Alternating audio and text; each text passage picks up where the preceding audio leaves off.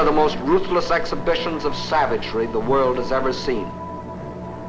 Over 30,000 men, women, and children were killed in the space of 90 minutes. Though only 6 months before Hitler had said, "The new Reich has endeavored to continue the traditional friendship with Holland. The Dutch will not forget." Today, my friends, we are in the city of Rotterdam. Many believe it's like a small version of New York, but in reality, this city rose again after complete destruction. In 1940, German planes bombed the city. Imagine, Rotterdam was nothing but rubble, not a single building standing.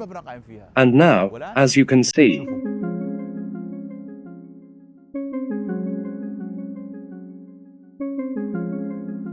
imagine a city whose heart burned to the ground in just minutes. But instead of collapsing, it chose to be reborn. Rotterdam, a city unlike any other in the Netherlands.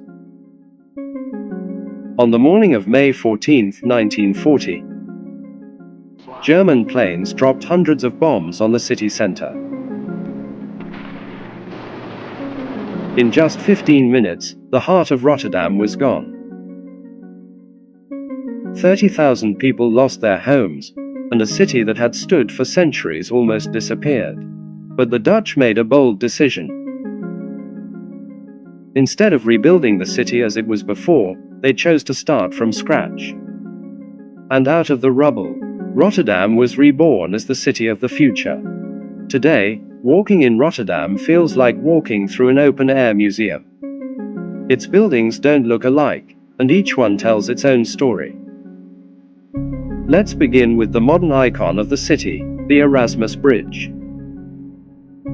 It opened in 1996 and was nicknamed the Swan because of its shape.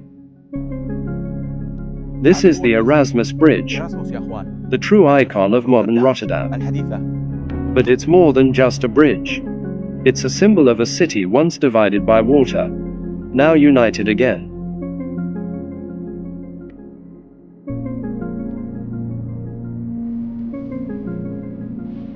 From there, we move to one of the most fascinating landmarks, the Markthal.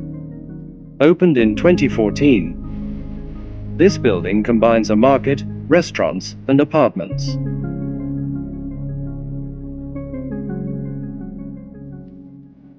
From the outside, it looks normal, but once you step inside and look up, you'll see the largest artwork in the Netherlands. A stunning ceiling called Paradise Shed. It's about 11,000 square meters, filled with images of fruits, vegetables, and animals. As if you've stepped inside a giant painting. And we can't talk about Rotterdam without mentioning the Cube Houses.